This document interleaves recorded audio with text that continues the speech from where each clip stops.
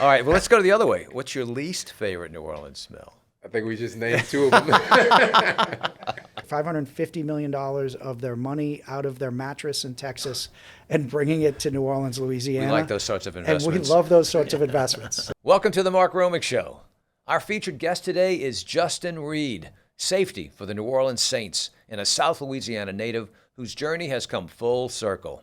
From Prairieville to the NFL, and now back home after a championship run with the Kansas City Chiefs. Justin returns with experience, leadership, and a city behind him.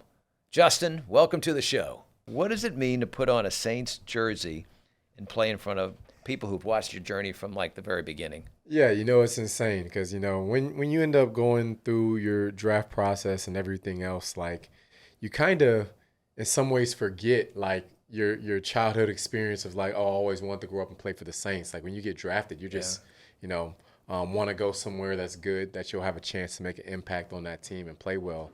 And then when I was going through free agency a little over a year ago, and you had the opportunity that, hey, the Saints are knocking at the door, and then like it's nostalgic and those feelings of, you growing up watching the team, and man, I have so many uncles, aunts. I mean, a lot of the women in my family are bigger football fans than the men, and the men are big-time football fans, you know what I mean? It's the same with my family. You know what I mean? Yeah. So it's like, so they bleed black and gold, and it was a cool experience, and I let them know that, hey, I'm thinking about signing with the Saints, and, my group chat was blowing up. That'd be crazy. With everyone telling me to do it, and it's been a really, really cool experience to come full circle and be back in the and state you're that I home. grew up. Yeah.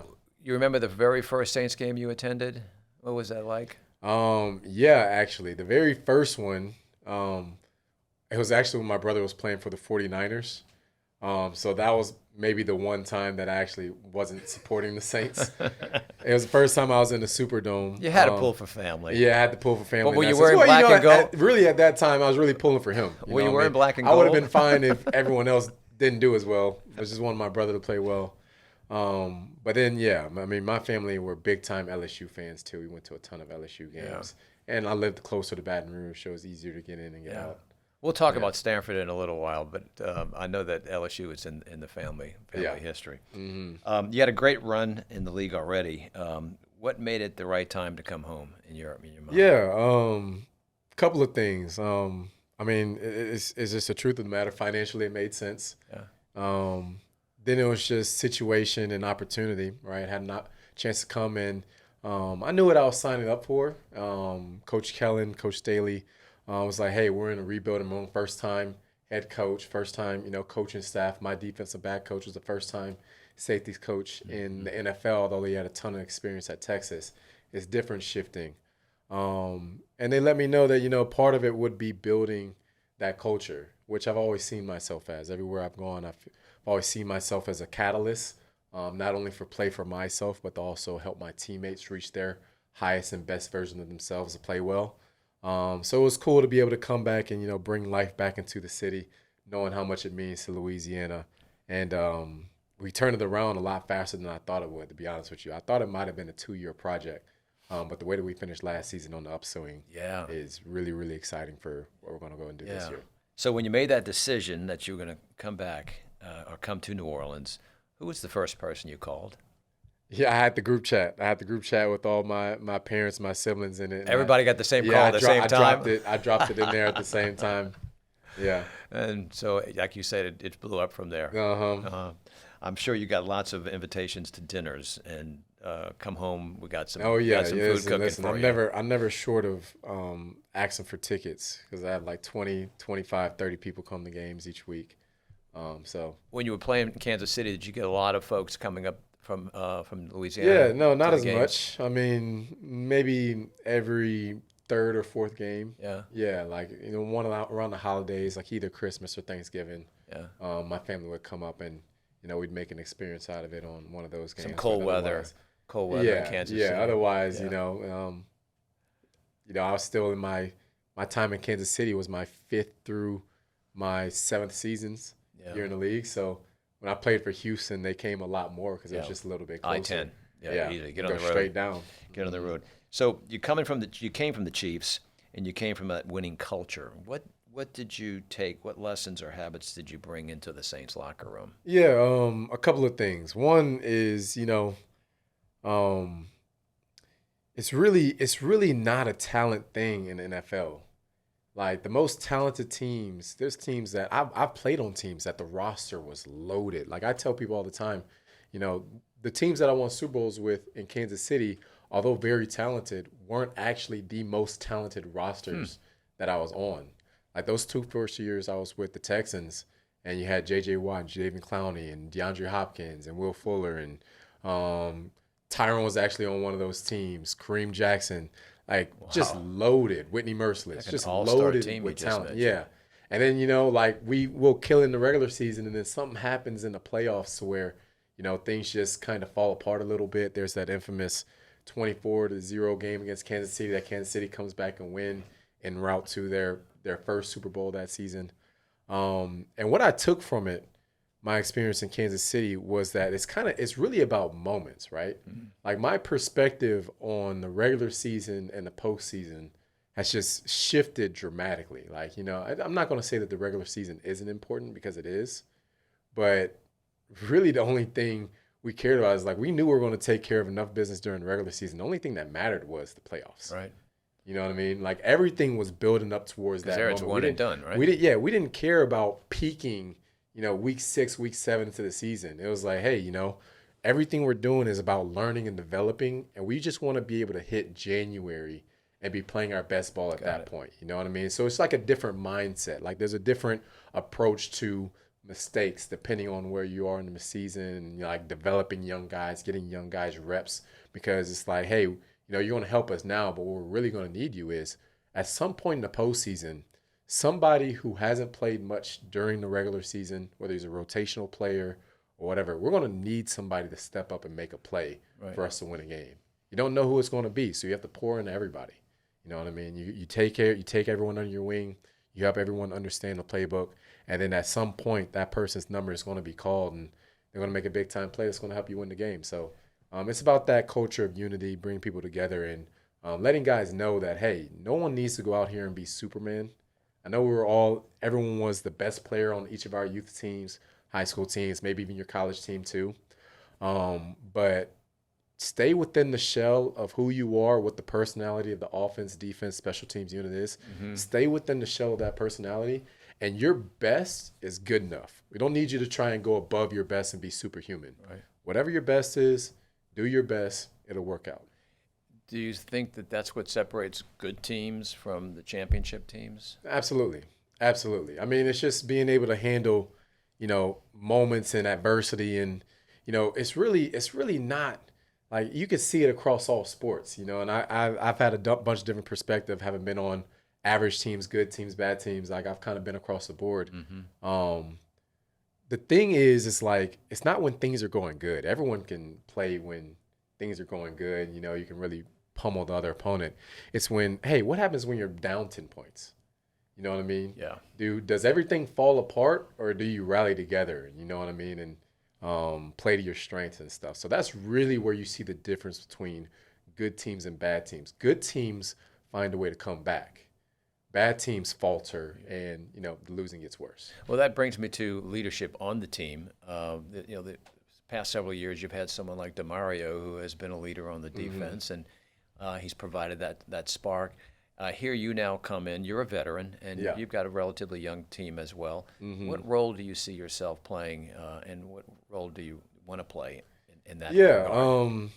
So my role, again, I still see myself as a catalyst guy. Like my personality and leadership style is, I want to create other leaders. Like my best version, my best picture of a team is that, hey, we have leaders across the board, and everyone has a chance to lead in their own reign. And it's like, hey, if I'm like, not doing something, and you want to lead me in a way that's like, hey, you should feel open to do that. You know what I mean? And there needs to be a strong, consistent voice somewhere on the front and the back end, usually the quarterback, and, usually someone on the defensive side. And I'll step into that role too. But I would much prefer that there's leaders in every room, because that just increases the level of accountability. You know what I mean? And I can only be in the secondary room at one time. Like when we're in the defensive reading room, we can do that. But guys have their own individual meeting rooms, and there needs to be guys in each room that can take hold of that room and, get guys on the same page. And then those leaders in each room need to be able to get together and like have a consistent theme and message. Like, hey, this is what we're focused on today. Let's tie things together. I'm gonna talk to who's leading the linebackers, talk to who's leading the defensive linemen. Hey, we need to tie all of our phases together and know that we're focusing on this week. And then, we kind of disseminate that into the rest of the team. And, that's the way that I like to see it operate. Yeah.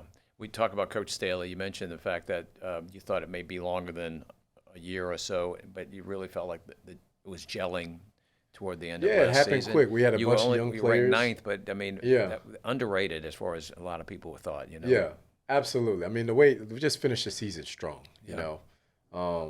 And defensively, felt like defensively played really well for a while. And then offensively, they were just very young. And then once they started catching their stride, they were able to come in and save some games too, and just played really, really strong at the end of the season, which is what you want. You have a young rookie quarterback at the time coming in and playing well.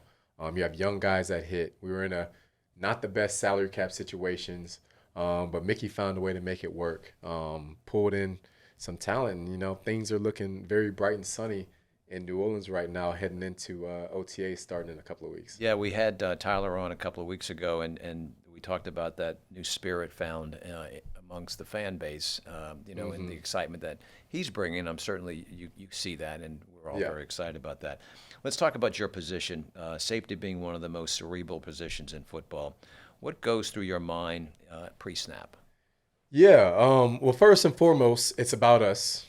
It's not about them. So there's kind of levels to it. It's kind of like, where we are in the game. The first drive or two of the game, every offense has these scripts that they run, these 15, 20-play scripts that like they're testing. It's a play you didn't see before. They're trying to set something up for the future. So there's no point in trying to guess what they're going to do. So the first quarter of the game, kind of watching. I kind of watch. I don't actually I'm not trying to. Sometimes you feel something, you make a play. But the first quarter of the game, I focus only on us and our responsibility. Like, get the defense to settle down. A lot of times guys need that first contact or whatever. So first quarter is all about, hey, making sure that guys are in the right alignment. We're communicated. Everybody's confident in what their responsibility is. There's no communication breakdowns, no busted plays, right? By the time you get to the second quarter, things start to settle down. Both teams, offense and defense, start getting into the rhythm of who they actually are, the plays that they normally run. So at that point, that's when the film study starts to kick in for me, right? And then you are able to start anticipating some plays. I recognize this formation. I recognize that motion. I know the play that's coming. And then you can start making some plays there. And then what really happens with a lot of defenses too is coordinators, and Staley does just such an awesome job with this too. We'll save some calls, and we'll be very intentional about not calling them in the first half, because we don't want to give the other team an opportunity to go in at halftime and talk about it. So you save plays until the second half, and then that's when you really try and create some maybe more aggressive splash plays and things like that. That's when you really start attacking. But the mindset early is, hey, focus on us. As you get comfortable, then it's still about us first, and then you can start watching and start looking at some of the tendencies that showed up. Yeah. And then it's just kind of the flow of the game. If you're dominating, then you can get more aggressive, because when you're dominating on defense, offenses typically get more simple because they want to run something that their guys have run 100 times to try and just get some type of play. So you can actually rely on your game planning more when you're already playing well. Kind of intimidation. Yeah, you know what I mean? But then when you're on your heels a little bit, and this happens in every game, when you're on your heels a little bit, it kind of comes back to, hey, we need to focus a little bit more on us. It's the same thing. Yeah. Make a play call that guys are comfortable with, focus a little bit more on us, and, limit the bleeding until you get to a position that you can start attacking again. Very good. Yeah. Talk about prep now going into getting ready for a training camp. What's the tempo now? What happens in the next couple of weeks, in May, June? What will you be doing? Yeah, so everything in training is always a wave. So you build the peak and then you bring it back down. So phase one, knowing that phase one is already purely conditioning, Right now, it's just purely weight room stuff, straight line running, not really much cuts. Worst thing you do right now is like roll an ankle. Yeah. You don't want to show up to phase 1 with a pre-existing injury. You know what I mean? That's just coach is going to scratch his head like, what? You know, and it happens, and that's fine. But it's just, you know, it's a ramp up period. So, hey, we're ramping up. We want to ramp up to where we start getting to phase 2, that you're able to start. You're already in shape. You're able to move around. Worst thing you can do, and I tell the rookies this all the time, especially second-year players, guys that are going into their first offseason, not having somebody hold their hand. Number one thing you need to do when you show up is just be relatively in shape. You don't have to be in the best shape of your life, but don't come 10 pounds overweight. You know what I mean? Don't do that. Yeah. Don't be that guy. So show up somewhere relatively in weight. It's easy. You know, hit the gym 3 times a week. Do a little bit of light running, distance running. And then from there, it's all playbook. When you're young, you need a little bit more on-field reps and everything like that. But as you start getting older and, you know, you have a feel for what the speed of the NFL is and everything else, you really just need to understand conceptually what's happening, right? So OTAs, to me, is all about the mind more than anything. Like, hey, learn another – if you know your position so well, learn another position. You know what I mean? Just so you can start feeling how the picture works, because maybe there comes a point where you can see, and this is what I'm really good at. Sometimes I can see my teammate maybe make a mistake or him trying to make a play, but I also know what his responsibility is supposed to be, and I can kind of cover for him. You know what I mean? I can't abandon my responsibility doing it. You know, I had to learn that through, or back in the huddle. Yeah, through experience or whatever. But yeah, like sometimes the offense might miss it, and I can go over and talk to him after the play and be like, hey, you know, on this play, you actually had this responsibility. That guy ran a 7 route. You're going to have to get that. You know what I mean? So that way the guy upstairs for them doesn't like try to run that play again and think that it'll be open. So, you know, so bring a little bit of that. And, you know, I just like to stay stimulated that way by learning a bunch of different positions. And I feel like you really learn when you're able to teach it. So for me, teaching other guys also helps me internalize it better for myself. Maybe there's a Coach Reid in our future. Maybe I'll stick a little bit more to the studio than no. You know, the coaches hours. Coaches hours, bless them, man. They're in the building all day. I don't know how they do it. Well, you know, that building's beautiful. They've built that training facility out. I heard the new dining facility. Yeah, they put a ton of work and effort into that. Yeah, it's really nice. Benson did well. There's nothing like game day in the Superdome. Your first year back, anything last year that surprised you as playing as a Saint in the Caesar Superdome? Any memory that comes back? No, I mean first time breaking down the chant is a special one because I've always wanted to do that. Like always wanted to do that. So that was like a childhood. Okay, that box. Check the box. Like I always wanted to do that. Let's see, man. And then it's just the fan base is the fan base is crazy. Of course, the pick six. I mean, I just love the costumes, man, more than anything. There's nothing like it anywhere else in professional football. The whistle monster, the whistle yeah, people just show up. You know, the umbrellas going over, popcorn all over. Like it's actually a party. It really is. You know, and we have a bunch of festivals and everything else like this, but this is actually like a concert atmosphere when you go inside. Well, we talk about Sundays. Yeah. It's like going home. Everyone goes home, and we're all in the same neighborhood in the Caesar Superdome. Mm-hmm. Everyone is a brother. Everyone's a sister. So it's fantastic. All right, let's talk about your other interests beyond football: tech, finance, and education. You're a Stanford guy, so all that makes perfect sense, of course. Yeah. But you're a photographer, IndyCar, Pels games. Tell us about your photography. Yeah, you know, I just I like to have fun. Like I like to have hobbies, and if I can merge my hobby along with sometimes raising money for my foundation, I do that a lot with golf. Like I love golf, so I do a fundraiser for golf for J. Reid and D Foundation. The photography, videography side. You give back, and we appreciate that. Yeah, absolutely. The photography, videography side, that just became another hobby. Something to keep me busy, and I want to be in your chair somewhat one day on the broadcasting side. We can switch. Well, no, I can't switch because I would be terrible on the field. But you can sit here anytime you want. So I thought it'd be fun to just start learning all phases of production, and that's how I started my journey into the videography and photography. And then, yeah, some chess. And then I do some commercial real estate too. All right. Yeah, you keep them busy. Yeah. There's no off season for you. Let's talk a little bit about your nonprofit work, your philanthropy. Give us a sense of where you're focused and what are you trying to do with it? Yeah, absolutely. So Reid Indeed focuses primarily on tech, nutrition, and athletics. One of our signature items is we really want to give kids a base in like data analysis and understanding Microsoft Office, how to use Excel, life skills, literacy skills.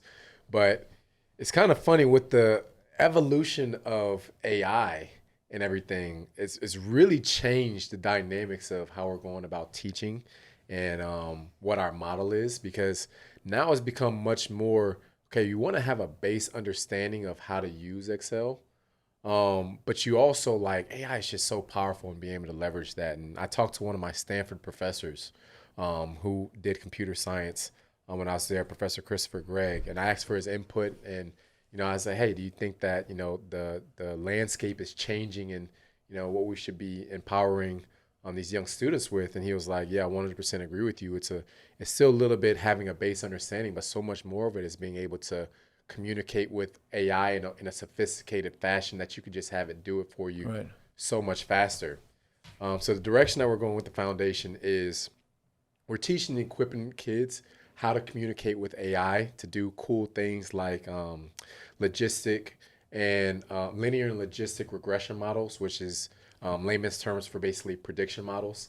Like, hey, give me a sheet of data. Maybe it's your sales from this year. Maybe it's weather patterns. Maybe it's how your team performed for the last whatever years in this month. And based on historical data, I can forecast what that's going to look like for you in the next year or whatever. So we're teaching our students how to do that. Just as one of many tools and leveraging AI to do it very quickly. And our ultimate goal is we want to pipeline our students directly into internships and externships. Difference in that vernacular being externships will actually pay our own students on behalf of the organization because we just want them in the building to get experience. So we have that educational component rolling right now. And you're focused on high school level? High school level, yeah.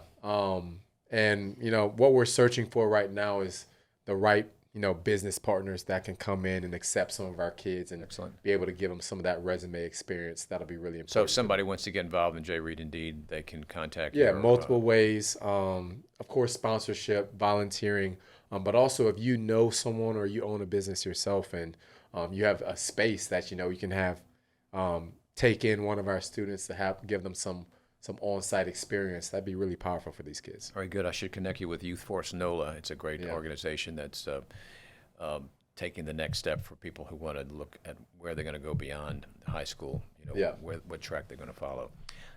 Speaking of Stanford, what was the journey like from Prairieville to Stanford? Yeah, culture shock. Yeah, I mean that's whole different side of the world in a lot of ways. But I felt like it helped me grow a ton. Mm-hmm. You know what I mean? Because were you looking to truly leave outside the state and go? Well, I wanted to blaze my own trail because my older brother was All-American at LSU, right? And he's very successful. And going through high school, older brother Eric. Yeah, I wasn't even Justin Reid yet. I was just Eric Reid's little brother the whole time I was going through high school, and I wanted to blaze my own trail. And at the time that I committed to Stanford, he was playing for the 49ers, so it was Bay Area, and I would play on Saturday and then watch him go play Sunday, and kind of got a head start into what the league looked like. So it just made a ton of sense. Yeah, that's great. Well, we're so glad you're back home in Louisiana and playing for the New Orleans Saints. Yeah, me too. A couple of quick questions. What does a perfect day off in New Orleans look like for you? Like if you're not going into the training camp. Yeah. This is Justin's day. What does Justin do? It sounds like it takes a lot of photography. Yeah. Well, I have my 14-month-old. So we're going to do something. We're going to take her out, give her a new experience somewhere. We can go into the quarter or go to the Children's Museum. Oh, yeah. Something fun early on. Has she discovered and beignets yet? I'm a morning person, and I feel like she's also a bit of a morning person to where like she's just in a great mood early in the day. So do something get early.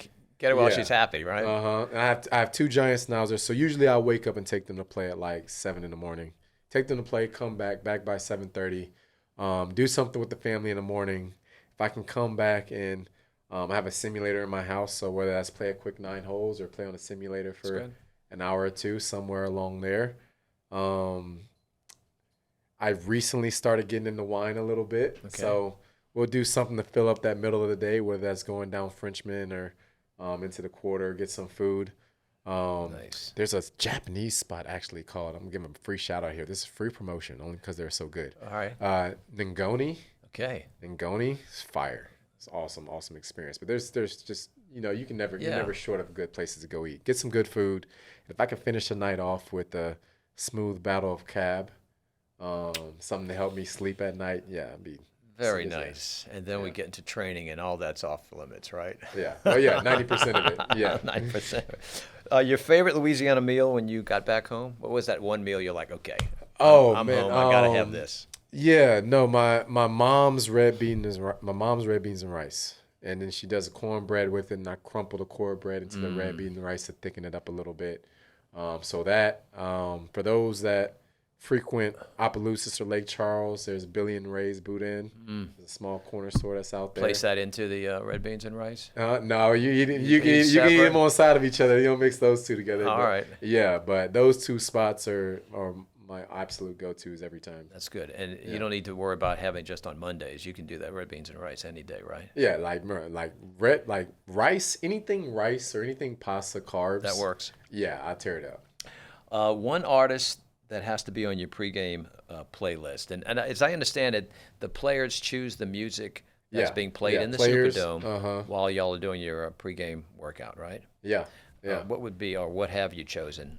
Yeah, you know what? Maybe I'm weird. I actually don't listen to music. You don't? Yeah, I don't listen to music. I mean, I'll listen to whatever's playing in the locker room, but like. But once you're on that field in the pregame, you're just. I'm doing my thing, and like for me, like I'm an on-field coach, so for me it's like those last little things, like talking to guys, doing specific things, like, hey, this is what we're doing today. Remember, we made this adjustment in this call this week because they do this. You know what I mean? So like I don't know, the music. Most of the time, if I'm going to listen to something, I'd rather listen to something very calm and smooth, Louis Armstrong or Masego, or something that's just very low key. I don't like doing hype. Yeah. Because I don't want to like emotionally drain myself before the game starts. I'd rather do something calm, and I'm not one to be short of juice whenever the game actually starts. So at that point, you just, you flip that switch and turn into a different person and go out on the field. And, yeah. That's good to know. And we get that question all the time, like, who chooses the music? And some of the let's see. have input there. Ugo Amadi did it a lot of the time last year. Juwan Johnson did it sometimes too, and every once in a while, somebody else will hop on. They curate that music. Yeah. One word to describe the 2026 Saints season. Rising. All right. Oh, I like rising. That. Yeah, man. Excellent. It's building, and the sky is the limit. Amen. We are in the driver's seat, and we're going to control whatever we do this year. And we don't have to do much, man. It's like I said earlier. Like, we already have the talent and the pieces. We just got to be able to live up to our own expectations and play consistently. Oh, wow. I think you've kind of touched on that with this last question. What would it mean to you personally to win in New Orleans wearing the Saints uniform? Man, are you kidding me? Are you kidding me, bro? Listen.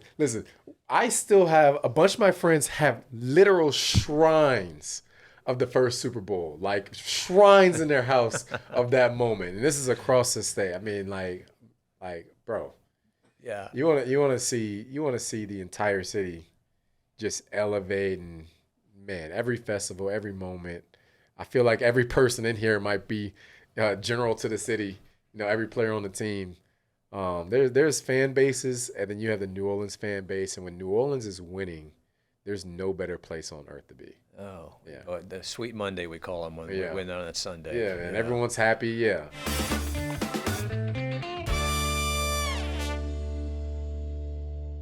Justin, we want to do the official New Orleans questionnaire with you. First question: what do you think is the best poor boy? The best po' boy? Best po' boy. Yeah, I mean, classic shrimp po' boy. All right, dressed? Yeah. Dressed? I mean, yeah, throw the tomato on it, throw the lettuce on it, throw the sauce. Fried shrimp all the way. Mm-hmm. All right. You have an opportunity to see one New Orleans musical artist, dead or alive, in concert. Who would it be, and where would you see him? Ooh, okay. Who would it be, and where will we see him? Well, it's going to be in the convention center. Okay. Louis Armstrong isn't a New Orleans guy, is he? Yeah. Yeah, that's what I thought. We'll Yeah, bring him back. Yeah, Louis Armstrong, man. All right. Through. La Vie en Rose, like, oh, yeah. Give me chills on that one. All right. What is your favorite New Orleans smell? Favorite New Orleans smell? Okay, I got two answers for that one because I always remember the old airport, and you always knew you landed in New Orleans when you got off the plane in the old airport. I remember that smell. But let's see, favorite smell.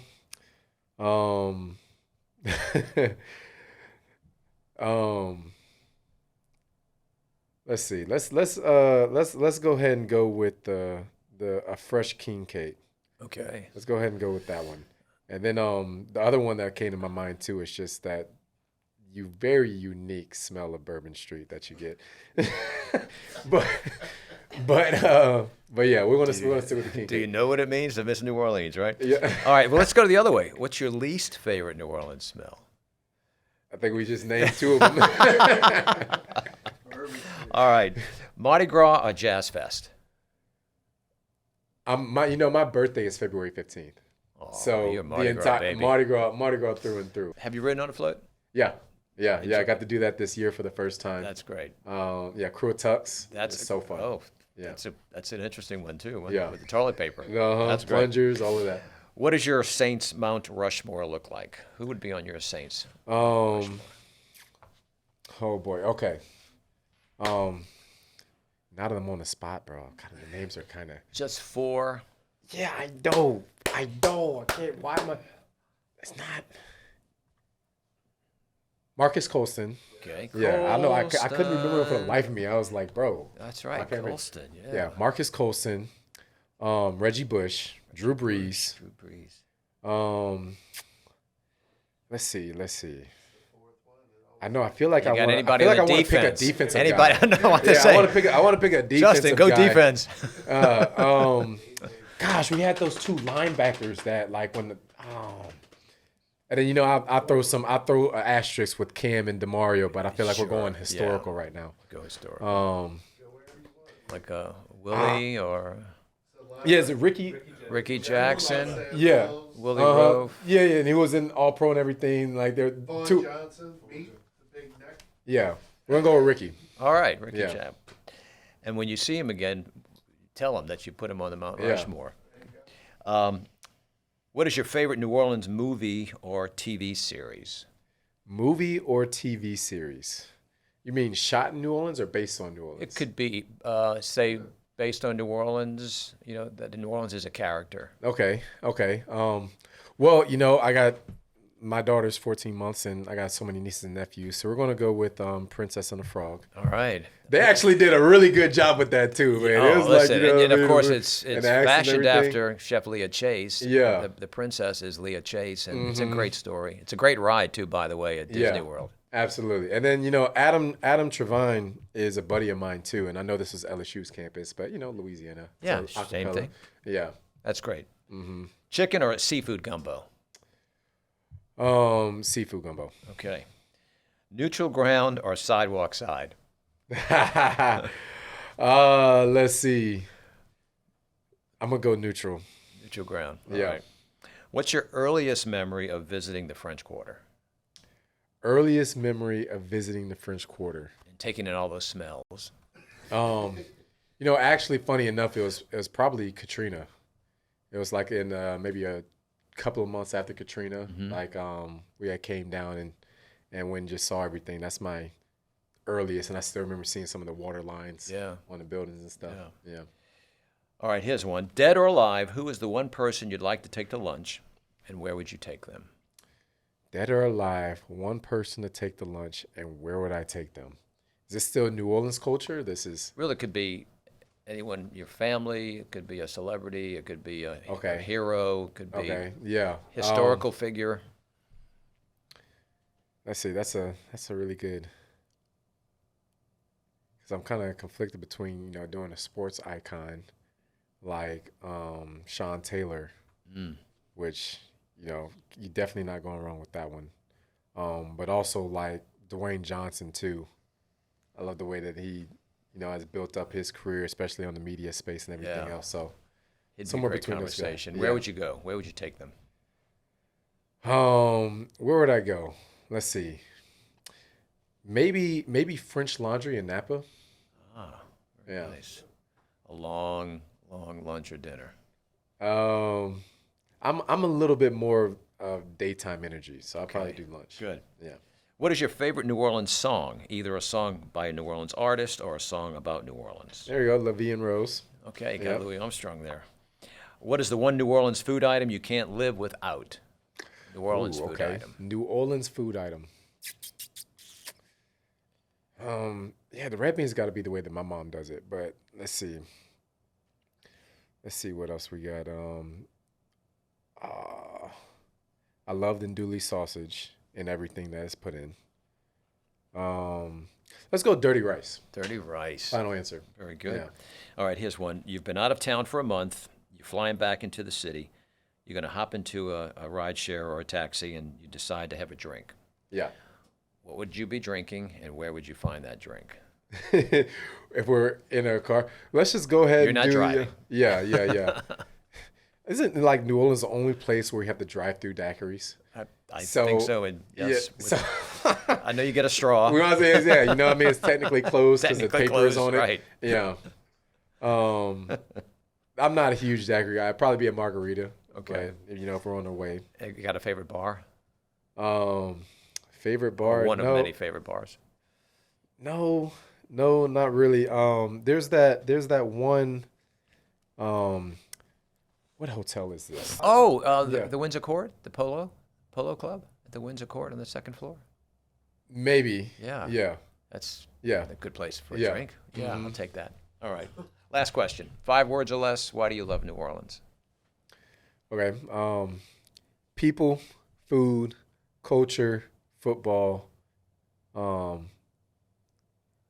We can hyphen family atmosphere. Very good. Yeah. Thank you. Justin, thank you. Appreciate you being here. Yeah. Best wishes. Absolutely. Appreciate you, man. This You're is going to be fun. in the Hall of Fame of questions now. I love it. Yeah. I love it. Thank you. Have a good day. Appreciate you, my man. Thanks. All right, guys. How was the weekend? Full. Easter weekend, holidays, celebration. It was unbelievable. It's great weather. I A little know. bit of rain, Yeah, but I mean, Sunday was. actually kind of dropped the pollen level, which was nice. We needed that. We needed it. Yeah, but the Cooled parades everything went off a on little bit. anyway. The French Quarter still had Parades. its 3 parades, and Yep. business was booming. Yeah, people are all over the place. The good thing about the end of Easter, obviously it ends Lent, which is such a tradition here, a culinary tradition here, but now it starts official festival season. We got hogs coming. We got another week after that. We got French Hondo. Quarter Fest. Hondo's this weekend. Hondo's Big this deal. weekend, Yeah. big time. That's big time. Yeah. Giddy up. They, in fact, those guys, they're such great promoters. I mean, and they're working really, really hard to make sure that everyone knows about Hondo, and we really wish them well this weekend at the Caesars Superdome. It's going to be special. I think it's a big deal. Yeah, Hawks for the cause. Concerts going on too. There's concerts, and what we had Becker on last week talking about hogs and how wonderful that's going to be, and what the great work that they do around pediatric brain cancer and just children's charities in general. So, New Orleans is very blessed. So we've got Hogs, Hondo Fest. We had Crest City Classic last weekend. I think they had like a record crowd running. 20,000. Their expo was over the top at the Hyatt. Kristen and look, Eric really knocked it out of the park. What I love about it is we're getting to have fun with them. I mean, Yeah. all 3 of them coming into the show and, Yeah. and talking about it, getting to know more about it, and helping them promote the event. So it's been a lot of fun. Yeah, So and a this lot is of people cool. are sharing that too, which is important. Yeah. I mean, that's one of the reasons we're doing this, for people to get to know more about the great things happening in this region. So, Yep. and y'all are great to help us do that. So we're looking You're the one forward making it happen, Thank Mark. you. You know that. All right, well, Cal, what about you? What was your weekend like? Man, I went down the bayou to Thibodeau. You went down to the Bayou? Yeah. And had a fried rice, hibachi chicken, and stir fried vegetables, and egg rolls. All right, is that a tradition? No, No. but it was But good. you did have crawfish boil On Friday, on Good Friday. That's The you Jack have to Bay. have that Come on. crawfish boil. And that was good. That was First in crawfish Golden of the Medal? season. That was in Golden That was in great. Jack Bay. Okay. All right, y'all. Up next on the Table, sponsored by Blue Runner Foods, we're going to be talking seafood with the Chifici brothers. And we're going to talk about the future of New Orleans and tourism with the president and CEO of the New Orleans Ernest N. Morial Convention Center, Jim Cook. All right, let's get started.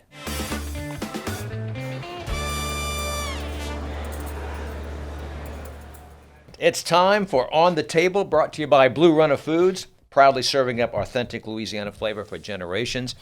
And we've got a good one today. We've got Darren and Keith Chifici joining us from Deanie Seafood, a place that's been feeding locals and visitors alike for generations, from Bucktown to the French Quarter. Glad to have y'all here. Hey, thank you. I hope y'all had a great weekend. Sure did. Real good. Always busy, particularly seafood in New Orleans as we came off the Lenten period. Look, seafood's good any time of the year, right? Oh, yeah. It's beautiful.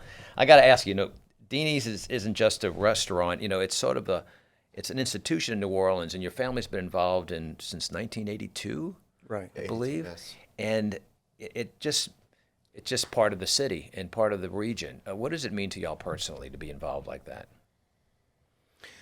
Well, we take pride in it. We work every day. We've been there since the beginning, and we were kids when my father bought it in '82. You literally grew up in the business. Yeah. So we don't really know much else. That's what we've been doing. So we live it every day. I mean, and you're attached to the Bucktown location. Right. You're attached to the French Quarter location. Yes, sir. Y'all have to talk each and every day. Like, what did you see today? What? Probably 2-3 times a day. 2 or 3 times a day. Right. Yeah.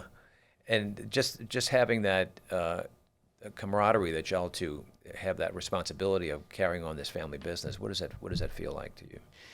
Well, it can be a little arduous sometimes, but we like I said, we live it, we like it, and we want to keep up the tradition and make everybody proud of. We're one of 7 kids, or I'm sorry, 2 of 7 kids. There's 7 of us, 7 siblings, and everybody still has ownership in it, and we try to run it for everybody. Yeah.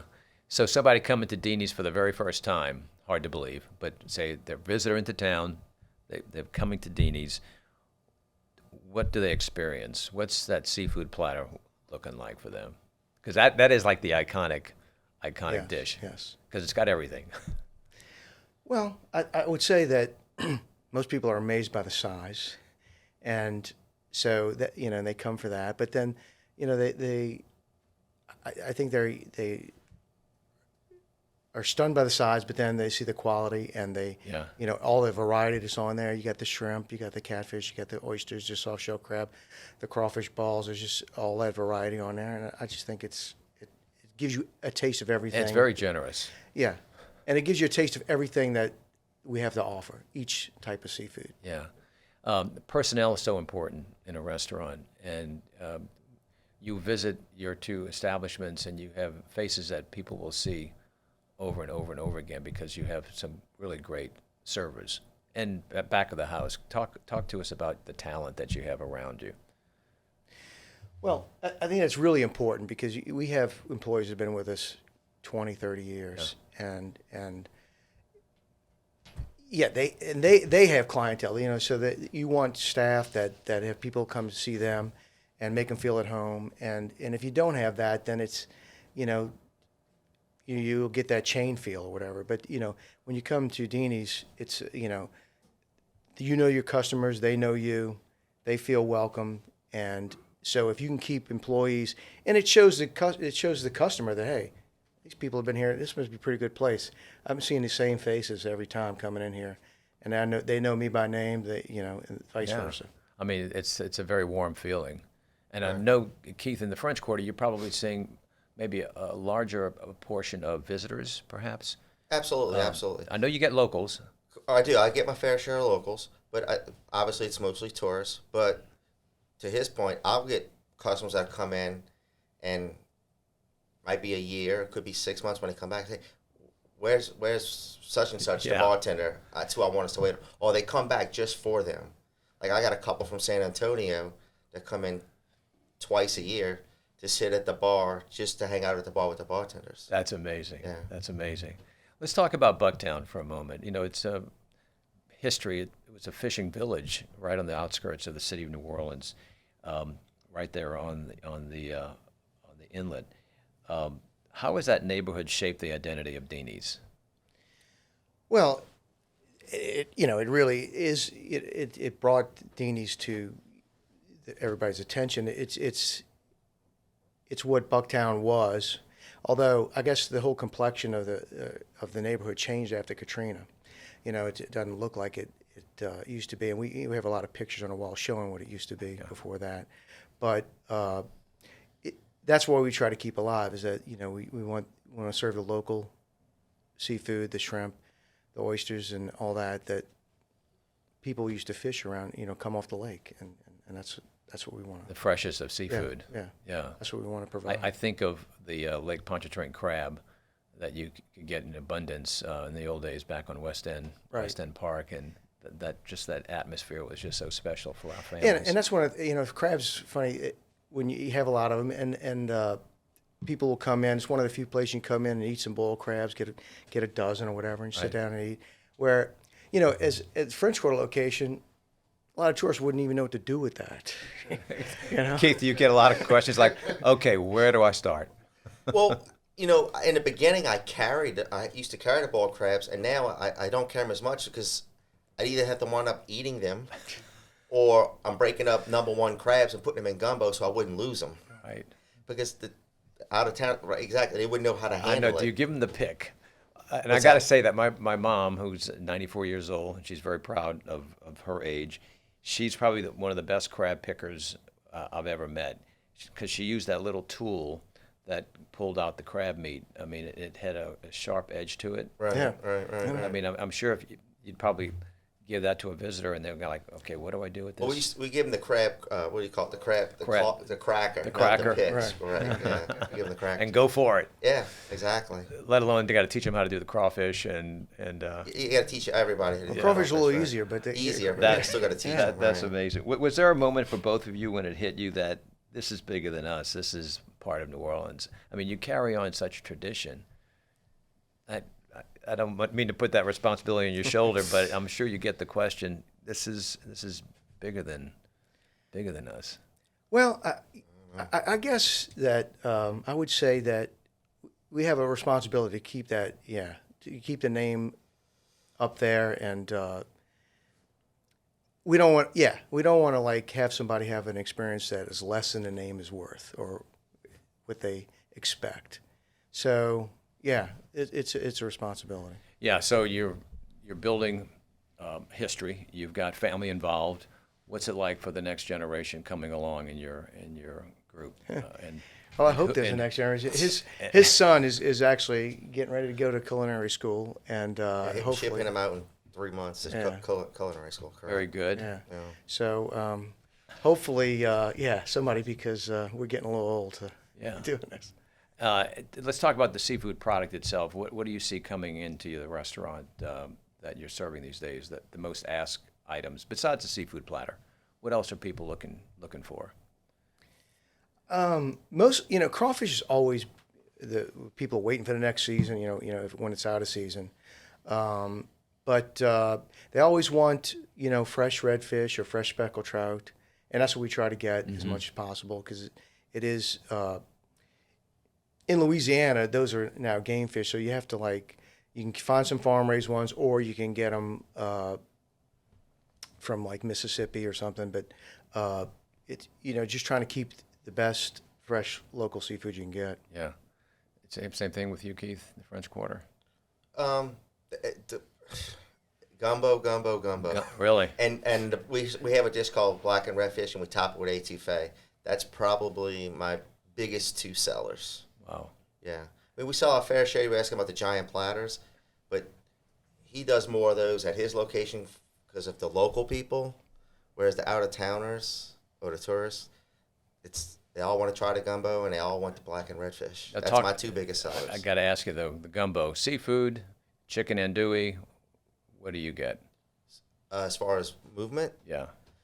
Not chicken, I'm sorry. The seafood gumbo. Seafood gumbo? Yeah. I prefer the chicken andouille. Yeah. But the we seafood like to gumbo ask is the that biggest question. seller, yeah. What do you prefer? And I'm chicken andouille. I'm getting a lot of that chicken and andouille. Yeah. But by far, the seafood gumbo is my biggest mover. What about you in Bucktown? I move more seafood gumbo. I mean, I saw a lot of chicken sausage, but yeah, seafood's a bigger mover. Did y'all find yourself in the kitchen a lot in the early days? Are you finding yourself there now and wanting to get your hands on the I'm in the preparation? kitchen every day, so I'm still doing Are you a lot of, chopping? not chopping. We buy stuff, but I'm doing, I'm back there making the stuffings, making the gumbos, making etouffee, and we're still doing that. Yeah, and I do have some help now, but I do all supervise and do all the batch cooking, all the gumbos, all the etouffees, all the stuffings that we make. I think that's great for people to know that the owners of Deanie's are actually in the kitchen cooking. I'm in it every day. That- I'm not doing batch cooking, but I'm running the kitchen, making sure the food's getting pumped out. Yeah, I mean that's fantastic that you've got your hands on it so much. Right. How many more generations you got coming down the pike? You've got another 40, 50 years yourselves involved. I don't know. I don't know about that. We'll see. You're still enjoying it though. Yeah, well, You still, bring so much joy to people. we hope so. I don't know. Maybe. Oh no, you can walk through your dining room and you see people having reunions and all sorts of celebrations and sitting around a big platter. And that's what's big in Bucktown, at least. They'll walk in the door with 20, 30 people and like, all right, yeah, we can do it. Just give us a minute to clear some Everybody's got a tables. smile on their face. But yeah, they come in with balloons and they're doing graduations, they're doing birthdays, they're doing whatever. That's great. Well, listen, we appreciate y'all sitting down with us. Thank you. You've made us very hungry. We know we got 2 restaurants we can get to as soon as possible. Both Darren and Keith, thank you for bringing this tradition alive on so many years to the area, and many more years of good luck and best wishes to y'all. Appreciate that. And we Thanks want a to lot. thank Blue Runner Foods for sponsoring this segment, and appreciate you very much. Thank y'all. you. Thank you very much.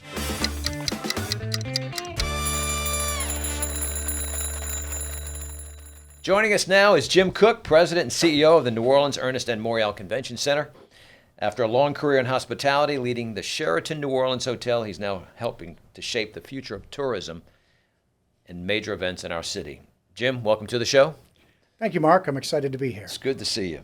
You've had a long, successful career in hospitality. I had the pleasure of working with you when you were on the board at New Orleans Tourism Marketing Corporation, and of course your service with New Orleans and Company.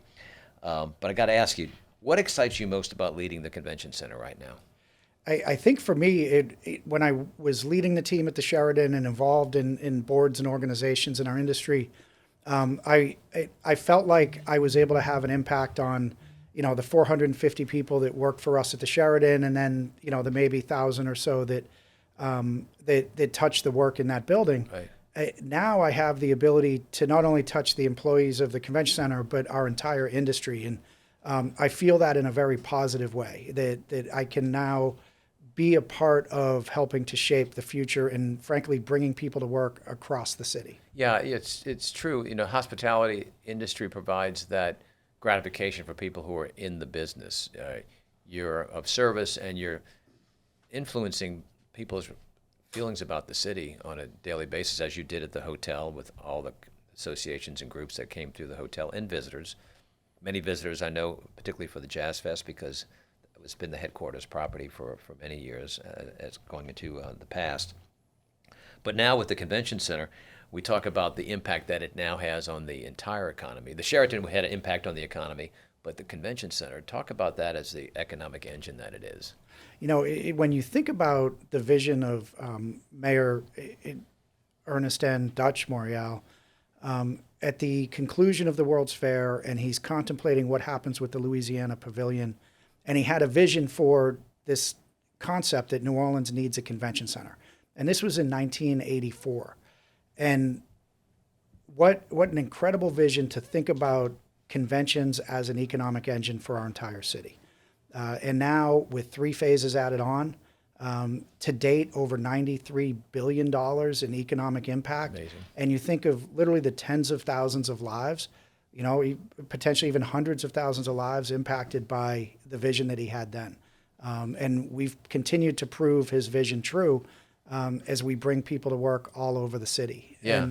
And, we think about the people that touch the work directly, and it's amazing the strength of what we do that is indirectly touching it, because you bring employees to work at the hotels and the restaurants and the shops, and we have tour guides and bus drivers and security people, and then they all need healthcare support, and they all pay doctors and lawyers and child care, and so the ripple effect across our community is incredible. It touches so many small businesses, so many people, and as you rightly say, it has given careers to so many people. I met someone that works for you that has been with the convention center, I think, since the first show in 1985. Yep, amazing.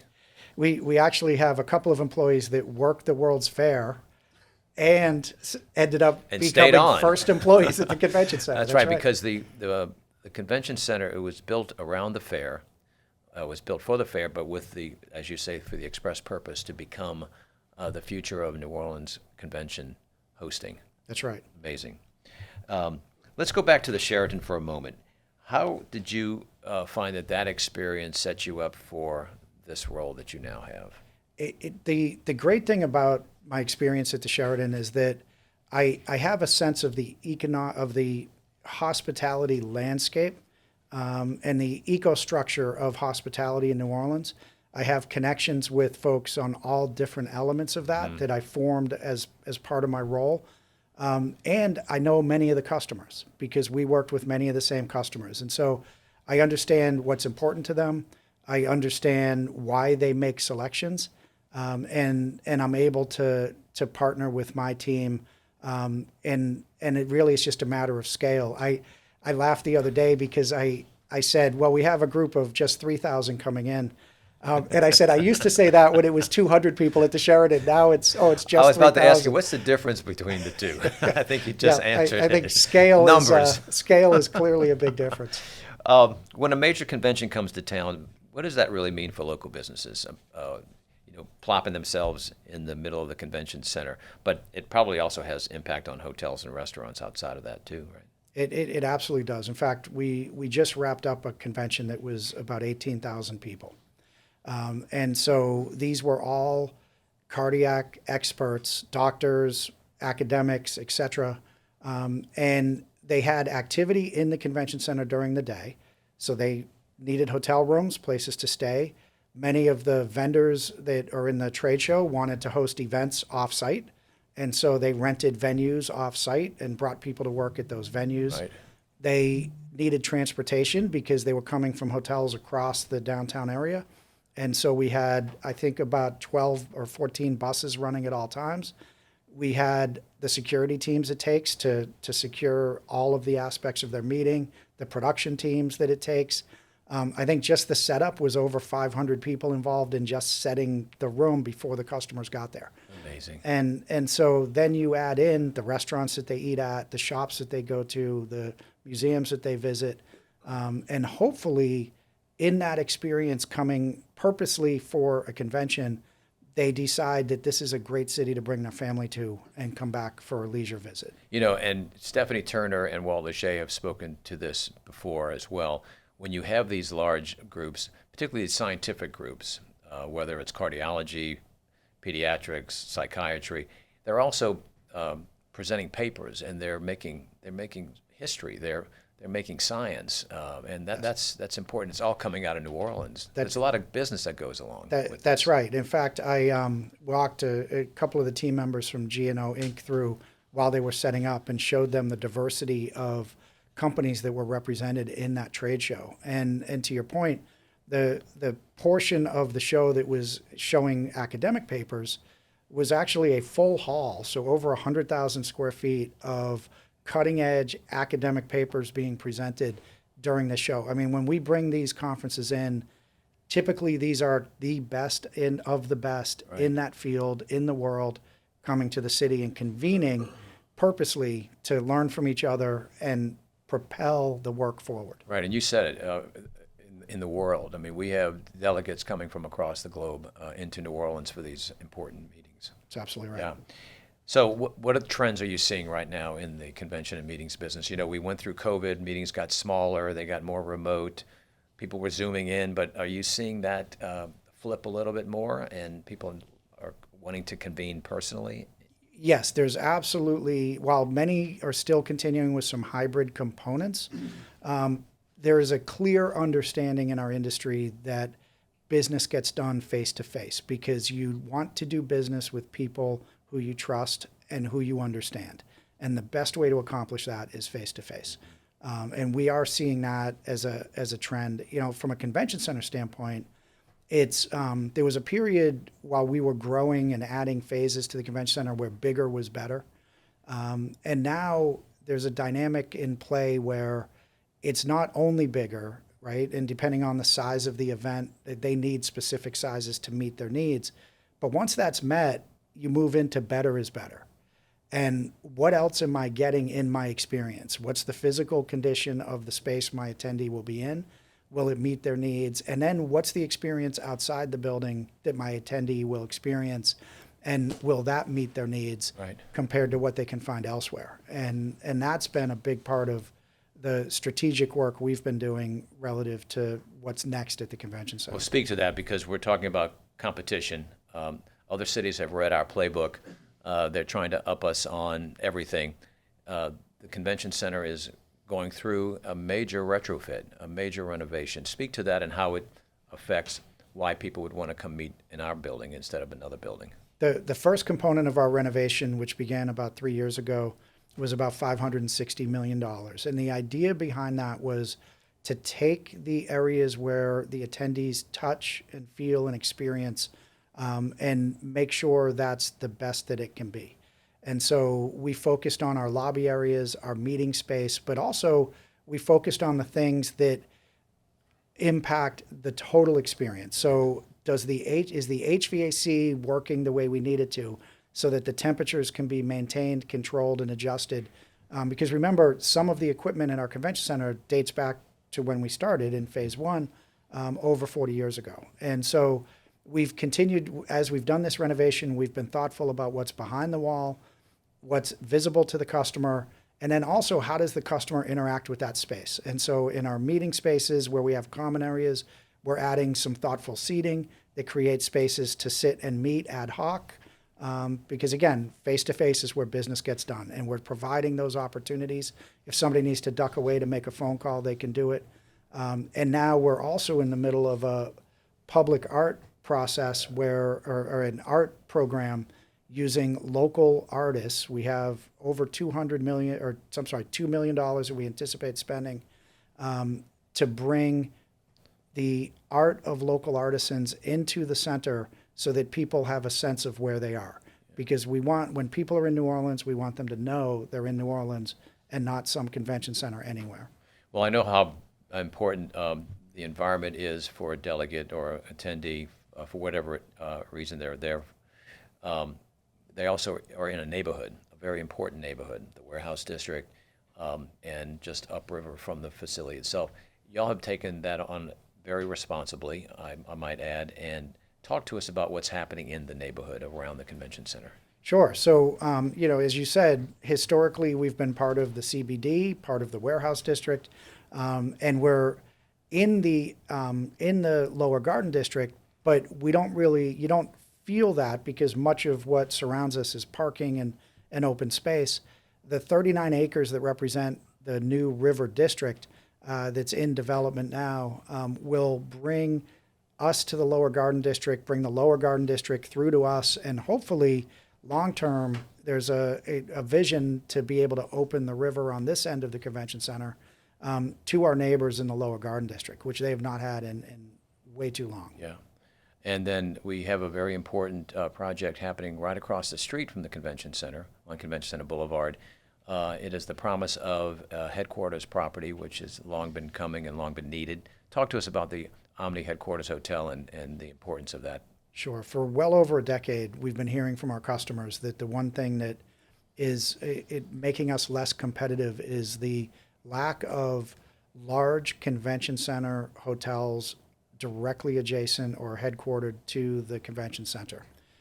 The Omni project, which is located at the Omni New Orleans project, located at the site of the existing Sugar Mill venue, right? It's really a venue, is one that meets that need in a big way, and it's a really exciting project. You know, we tried very hard to do something upriver, and we couldn't get the economics, the financing to work right. In this particular case, we have a developer that's, as I like to describe it, bringing $550 million of their money out of their mattress in Texas and bringing it to New Orleans, Louisiana. We like those sorts of investments. And we love those sorts of investments. So exactly. They and clearly they need a return, and there's a package to try and make that happen for them. But ultimately, their excitement about New Orleans is something we should all be excited about. Right, because it provides us to be competitive, more competitive with the cities like Nashville, Austin, Dallas, Houston. You name the city that read our playbook, and they're doing this. And we need to not only keep up with the Joneses, but do one better. And I think the project is going to provide that, because it's going to touch so many different aspects of our community. We have always been successful because when we can provide an equivalent product to another city, our culture beats that city hands down for our diversity, our authenticity, and the way that people deliver it in a way that's just part of who they are. We genuinely appreciate having people visit our city, and they can feel that when they're here.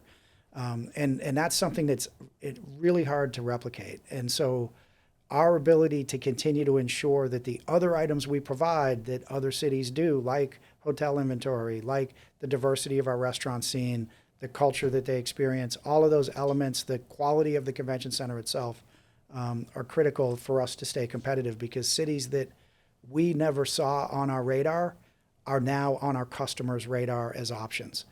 And so we do need to recognize that if we don't move forward, we will fall behind. It's impossible to stay where we are if we don't continue to invest going forward. Well, we hear that, smart cities and great cities grow, and this gives us an opportunity to continue being a great city. That's right. It's time to have the vision we did in the 80s to think about how we move forward into this next generation.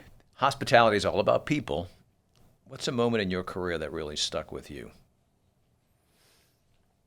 I think there's been a lot. It's interesting when you look back as a operations leader, especially, which is how I came up. As much as I get joy from a big sale or from watching somebody that's worked for me reach a threshold, when I look back at the things that were most impactful on me, it's the most difficult times.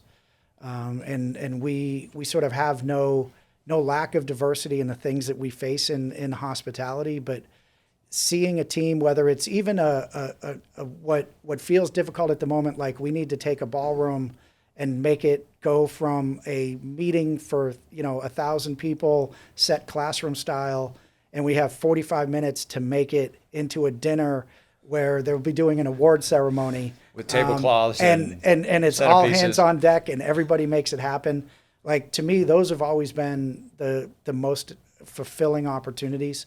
Watching the team pull together as one and make things that happen that we were completely against the odds. Yeah, that still motivates you. Absolutely. I love seeing it. In fact, now at the convention center, I get to see it in scale, because not only are they in flipping tables, they're driving forklifts and moving boom lifts. So it's. Yeah, I want to ask you, how many miles a day do you walk? So I'm still in about the same point, right around 10,000 steps a day, depending on the where I need to be in the center at any given time. But my favorite thing to do, which is the same as it was at the Sheraton, is if I have 30 minutes on my own, to just simply go up, walk around, and say hi to my team. Yeah.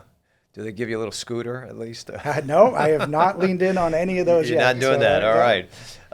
Let's just talk about your experiences in New Orleans. You're such a great community supporter. You've been here for so many years. I got to ask you, what's your favorite spot to bring guests in from out of town? Besides, I'm sure you might recommend the Sheraton. Or go by see the convention center, but where do you take your friends when they come in? So as opposed to going with something that is there every day, the one thing that I love to show off is the Young Leadership Council Wednesday at the Square. Oh yeah. And to me, the reason I love that is that it brings together folks from New Orleans that choose to be there, that work in the neighborhood, or that simply drive in for it. And it's on like any given Wednesday. And I love that fact. So I love when I have guests out of town on a Wednesday, I say, no matter what we're doing while we're here, we're stopping by, and I need you to just stand in the middle of this and look around and experience what's happening, because this is unique to New Orleans. Yeah. And it's just a sense of everybody just enjoying themselves and listening to incredible music. And you could be in a suit, you could be in a pair of shorts and a T-shirt. You know, there's lots of folks with their dogs and their kids and everybody just gathers to celebrate the fact that it's Wednesday and we like being together. And that is so quintessential New Orleans for me. Now, do you also take them to your favorite restaurant or one of your many favorite restaurants? I do. It depends. You can eat at Wednesday at the Square. They have lots of great there's food actually vendors some there. great. That's true. That's true. From a restaurant standpoint, there's several that I like to duck into or kind of try. I love Mr. B's for lunch is a fun drop in the quarter. But I also like to, break out and show somebody a Mandina's on a Tuesday, right? And so just to get a sense of being there, when you get a classic New Orleans experience, you kind of look around. It's kind of like Betsy's for breakfast, right? It's drop in and kind of look around and laugh at who's choosing to meet at the same time you are. So I'm glad you mentioned Betsy's. They that's a quintessential breakfast hangout on Canal Street, right off of Broad. Right. Really good. What's one word that you want to use to describe the future of New Orleans tourism? I think one word for us is we are and will always be welcoming in a way that only we can be. Yeah. And it really is our secret sauce. When I talk to meeting planners about why New Orleans, it's a combination, frankly, of welcoming and teamwork. Yeah. And the way that our industry works together is unique to our city. And having worked in 5 or 6 cities and experienced different levels of collaboration across the teams that are there, it really is a competitive advantage for us. Our hotels understand that to win a piece of business, we all need to partner in a way that makes the customer feel they're getting the benefit that they need. And the way that our New Orleans and Company and the convention center and the restaurants and the hotels all partner together to pull off big events and to make those bids, those that are so compelling that they choose us over others, is unique. And not only do we do it at the bid, but we deliver it when they're here. And again, that's a difference for many cities. It's one thing to promise something 6-7 years in advance. It's another to deliver it when they arrive. Right. And we truly deliver that when they arrive. You speak to the teamwork for a moment. You've got a very solid board. You've got a team that has been together for a long time. Speak, if you would, to the talent around you. Yeah, it's incredible. You walk into organizations new, and I've walked into many brand new in my career. And you think about how much rebuilding you need to do, and I truly walked in feeling like I just need to make sure I don't break anything in my first year because things work so well. We have an average tenure of over 9 years in our building out of 450 people. As you said, we've got folks that have been with us since the building opened. Our team is incredibly respected, not just locally, but nationally. In a very real way. And so we're fortunate that we have a team of professionals that have chosen to stay with us. We actually just won the USA Today Best Employer Award for 2026. Congratulations. Thank you. Yeah, we're very excited about that. But it speaks to the culture that we've developed, and the customer feedback is what speaks to the professionalism of our team and the way that we execute. And customer feedback is so important because I know you develop the convention center's ability to meet the meeting needs by listening to the meeting planners, what their needs look like. Obviously, that's why the convention center the Headquarters Hotel is so important. If someone hadn't been back to New Orleans in a few years, what would surprise them most when they came back? What would they see that would make them scratch their head and say, "What? This is different"? Well, hopefully, if they come in 4 years, they'll see the new Omni ready to open.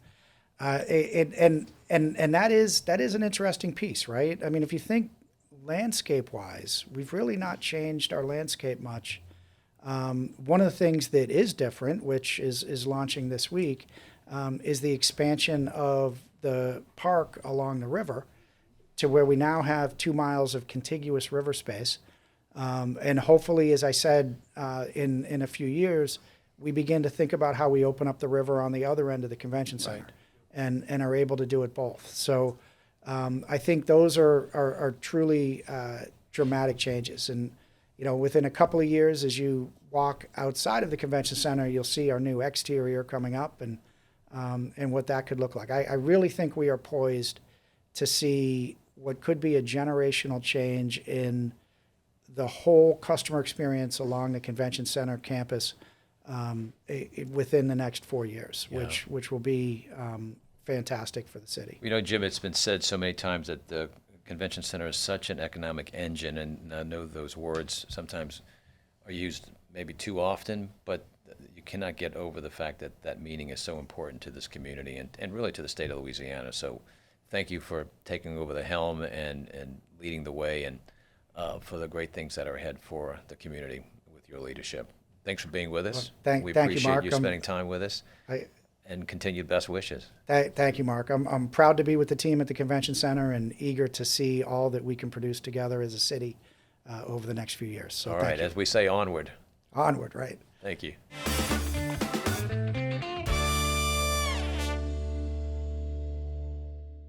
All right, y'all, if y'all looking for something to eat, drink, or get into this week, we've got just the person to tell you about it.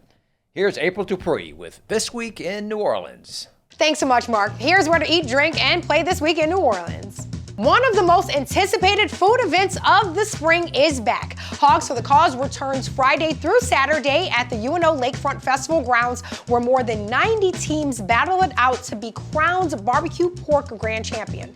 Teams like the Pig Easy, Piggy Stardust, Fleur de Q, and Lardin in Charge will be serving up their best creations, from smoked pork and ribs to some ultra creative barbecue dishes. The festival is just as much about the music as it is the food. This year's lineup includes artists like Stephen Wilson Jr., Charles Wesley Godwin, Southern Avenue, and the Costellos, keeping the stages rocking all weekend long. And best of all, every bite supports a powerful cause. Since it began, Hogs for the Cause has raised more than $15 million to help families fighting pediatric brain cancer. Come hungry and be ready for a good time for a good cause.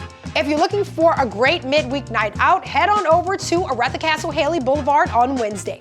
The New Orleans Jazz Market hosts Market Nights with George Porter Jr., presented by the Louisiana Philharmonic Orchestra. This evening starts with a pre-concert cocktail hour before the music begins, as the legendary Meters bassist teams up with the orchestra for a unique fusion of New Orleans funk and symphony. And while you're in the neighborhood, it's a great time to explore the Central City drink scene. Grab a cocktail at Maíz Arepas or stop by the historic Dewdrop Inn. Just a short ride away, you can also sip at Tito's Ceviche and Pisco or at Barrel Proof. Consider it a little midweek music and cocktail tour of the neighborhood. Live music doesn't have to stop at the Jazz Market. Another midweek favorite, Wednesday at the Square, returns April 8th with Flow Tribe featuring Alfred Banks plus Zeta taking the stage at Lafayette Square. For film fans, the Overlook Film Festival returns Thursday through Sunday, celebrating all things horror in America's most haunted city. Screenings and special events will take place at the Britannia Theaters at Canal Place, with additional films showing at the historic Britannia Theater Uptown, a more than 100-year-old institution and the longest continually operating theater in the South. And if you're looking for something a little more timeless, Ragtime Day at the New Orleans Jazz Museum happens Saturday at the Old U.S. Mint. The event is free, featuring live music, dance lessons, and a celebration of the music that helped shape early jazz. And of course, the Pelicans host the Utah Jazz April 7th at the Smoothie King Center. For more information on where to eat, drink, and play this week, visit neworleans.com. Back to you, Mark. Thanks, April. Time now for this week's Positively New Orleans.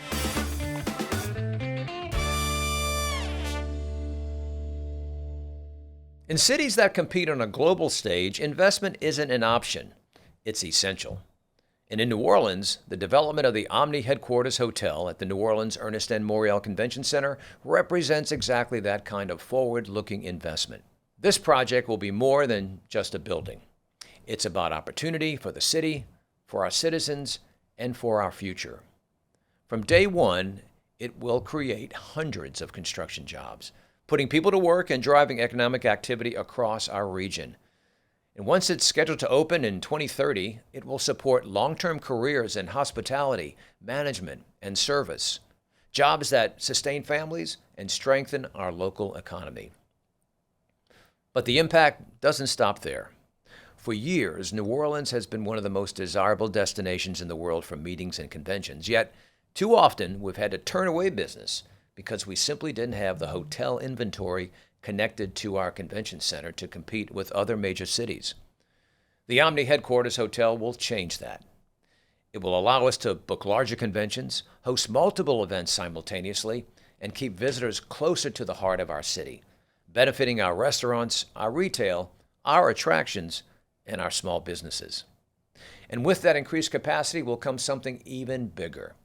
It will position New Orleans to compete for the world premier events, from future Super Bowls to major sporting championships and international gatherings that bring global attention and lasting economic impact. This is about staying competitive. This is about creating jobs. This is about ensuring that New Orleans continues to lead, not just in culture, but in opportunity. Because when we invest in our future, we invest in our people.